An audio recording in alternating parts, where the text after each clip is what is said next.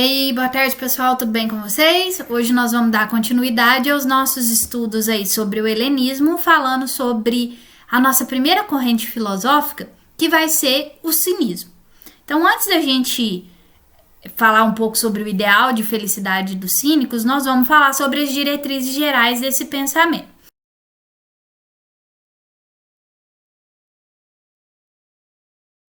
O cinismo é uma corrente filosófica que foi fundada por Antístenes, mas ele encontrou a sua refundação em outra figura que vai se tornar o nome mais importante dessa corrente, que é o Diógenes de Sinope. Tá bom? O Diógenes, pessoal, vai ser responsável por imprimir ao movimento um caráter anticulturalista.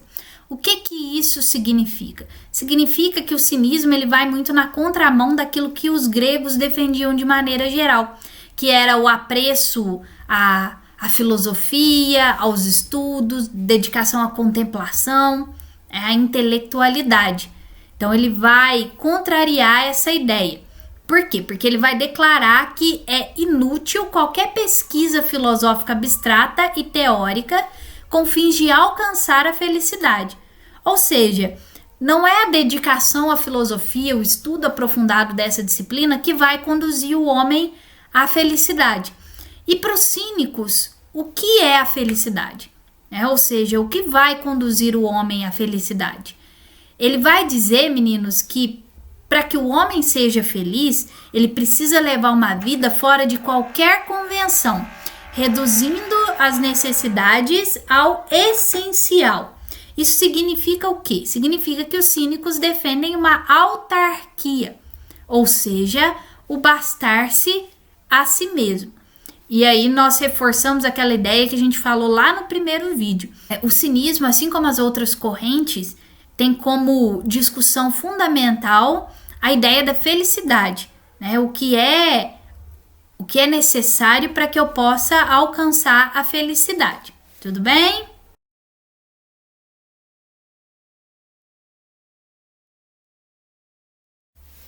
Para a gente entender melhor o ideal de felicidade dos cínicos, a gente precisa se aprofundar aí um pouquinho no estilo de vida.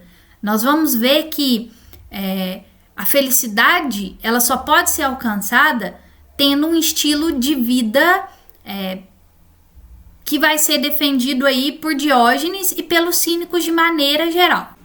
Então, a primeira questão que é interessante é que o Diógenes ele rompe com a imagem clássica do homem grego.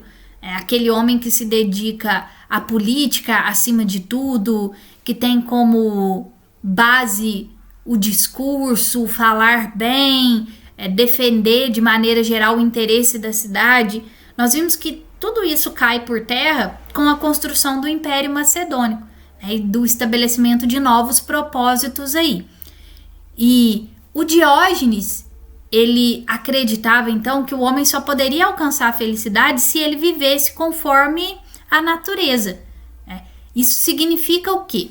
Significa que, para ele, eu devo me livrar das convenções sociais e de todas as necessidades que são supérfluas. Tá? Vamos imaginar o seguinte, que para os cínicos, para viver, eu preciso de muito pouco. Diógenes era uma figura extremamente representativa do cinismo.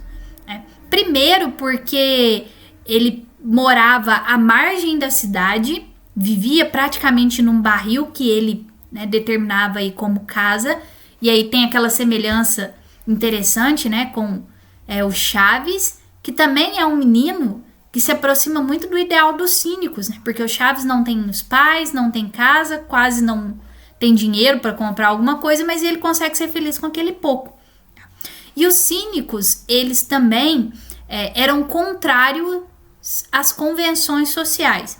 O Diógenes Laertius, que é um historiador da época, que escreveu uma obra interessante, que é o Vida e Doutrina dos Filósofos Ilustres, tem uma passagem que chama muita atenção, que é quando ele diz que os cínicos comiam e amavam como os cães. O que isso significa? Significa que os cínicos, eles não se importavam se eles não tinham o que comer hoje, eles não se preocupavam se eles não iam ter o que comer amanhã, eles também dormiam em qualquer lugar, se vestiam com trapos, e era até por isso que muitas vezes eles eram obrigados a ficar à margem das cidades, porque eles praticamente andavam nus. Falavam o que vinha à cabeça e por isso eram tidos como arrogantes, né? Eram pessoas que simplesmente falavam aquilo que eles queriam falar. E existe um relato que eles até se masturbavam na frente das pessoas. Por quê? Porque eles vão dizer que eu não tenho que ter vergonha das minhas necessidades. Então, é um estilo de vida diferente aí. E sobre o Diógenes, existe uma série de histórias que são peculiares. A primeira delas é a ideia de que Diógenes andava, né, com uma espécie de lampião, à luz do dia mesmo, falando procuro o homem.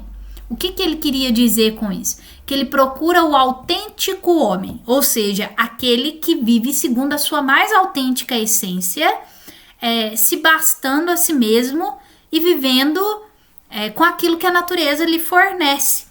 Então ele queria achar alguém que de fato vivesse o ideal dos cínicos.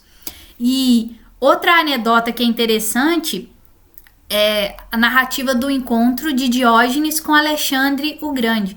Alexandre, que como a gente já falou, tinha um interesse muito grande pela filosofia, até por ter tido como preceptor Aristóteles, ficou sabendo de Diógenes, do ideal que Diógenes pregava, né, que era a vida com o mínimo possível para poder atingir a felicidade, e acreditou que era impossível um homem viver com tão pouco. E aí narra que Alexandre foi lá então conversar com Diógenes. Nessa conversa, ele queria mostrar que, na verdade, o Diógenes, ele era como qualquer outro homem e queria muito mais do que ele necessitava. E Alexandre ofereceu para Diógenes um cargo muito alto no seu exército, castelo, te dou um castelo para você morar, você vai ter a mulher que ele quer, que você quer, e foi tentando Diógenes, né? E ele simplesmente respondia não quero e tudo e tal. Se fosse eu já tava assim, pode mandar, belezão, né? Mas Diógenes, então, se negou a aceitar as propostas de Alexandre. E aí Alexandre perguntou, então o que você quer? Pode me falar que eu te dou. E Diógenes disse, a única coisa que eu quero é que você saia da frente do meu sol. Ou seja, eu preciso só disso, né? Nada disso que você me ofereceu me interessa. E eu, com muito pouco, consigo ser mais feliz do que, né, o cara lá que tem tudo. Sobre o estilo de vida dos cínicos, ainda tem um ponto que eu acho interessante. É falar sobre a origem da palavra. A nossa definição de cínico hoje é uma pessoa que é debochada. E, de certa maneira, Diógenes era. Porque ele tirava o sarro de quem achava que precisava de muito, quando, na verdade, com pouco você conseguia ser feliz. Mas a palavra cínico, ela tem origem em uma outra palavra grega, que é a palavra kinos, que significa cão. Por quê? Porque o estilo de vida dos cínicos era praticamente idêntico ao estilo de vida dos cães. Eu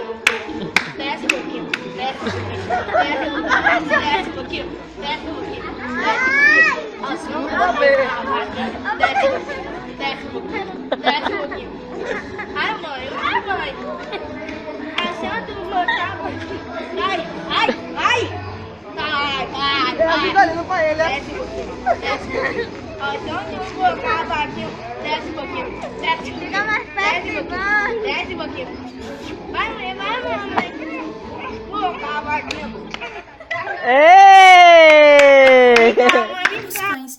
Os cães, eles não se preocupam se eles não têm aonde dormir, eles não se preocupam se eles não têm o que comer ou se eles vão ter o que comer no outro dia, eles dormem em qualquer lugar, eles fazem as suas necessidades em qualquer lugar, eles não se preocupam com convenções sociais. Então é interessante a gente notar que é um animal que dita ao cínico como ele deve viver e não o contrário. Então o estilo de vida dos cínicos e a própria palavra cínico está associada ao estilo de vida dos cães, né? Porque eram estilos muito próximos, né? E inspirou Diógenes a buscar esse ideal de felicidade. E aqui entra também uma questão que eu chamei a atenção no primeiro vídeo da nossa série sobre helenismo. Quando a gente falou sobre a questão da busca pela felicidade, eu falei sobre a autoajuda, né? Sobre a ideia de fórmula mágica. e que na filosofia as correntes helenísticas tinham propostas muito difíceis de ser atingidas. Basta a gente pensar no Diógenes, né? Quem hoje consegue ser feliz com pouco? É extremamente pouco, como Diógenes pregava. Vocês entendem o quanto é difícil atingir isso? Nós estamos aqui, mas a gente está preocupado se a gente vai receber um salário, se a gente vai ter o que comer amanhã ou de noite, enfim, né? A gente está se preocupando com as coisas de maneira geral, né? E a preocupação é algo que tira o homem do seu caminho de busca para a felicidade. Então, assim, viver como Diógenes pregava e vivia é algo extremamente difícil de ser alcançado. E aqui entra um outro ponto que eu também sempre gosto de chamar a atenção, que é a relação entre as correntes helenísticas e o cristianismo, que surge aí no século I, e que vai ter uma influência dessas correntes muito grande. Se a gente pensar na figura de Jesus, Jesus tinha muitos dos cínicos, né? Vivia com pouco, estava interessado só naquilo que tinha ali para comer. Então era um estilo também muito próximo daquele que os cínicos pregavam. Tudo bem? À medida que a gente for avançando nas correntes, a gente vai citando essas semelhanças que eu acho interessante a gente reforçar.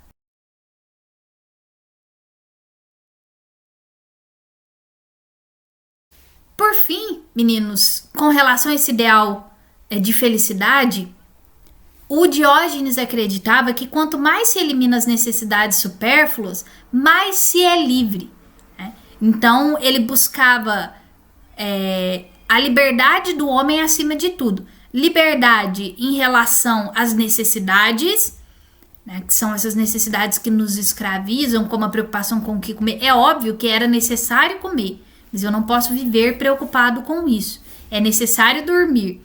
Precisa ser numa cama ou não? Não, eu realizo a minha necessidade dormindo ali basicamente em qualquer lugar, né, que dê para fazer isso. Outra questão é a questão da liberdade da palavra. Nós já falamos isso quando eu ressaltei que os cínicos eles não tinham um apego às convenções sociais. Era preciso falar o que se quisesse na hora que achasse oportuno ou não. E como eu disse, é por isso que os cínicos eram tidos aí como arrogantes, ok? Dito isso, então, pessoal, a gente já ressaltou aí os principais pontos dessa primeira corrente filosófica, que é o cinismo, e na nossa próxima videoaula nós vamos falar sobre o estoicismo, que também é uma corrente filosófica importantíssima e que vai influenciar o cristianismo e que normalmente aparece com uma frequência grande no Enem. Então eu vou trazer mais uma videoaula para vocês ressaltando os principais pontos aí dessa nossa próxima corrente. Então é isso, moçada. Bons estudos, até a nossa próxima videoaula.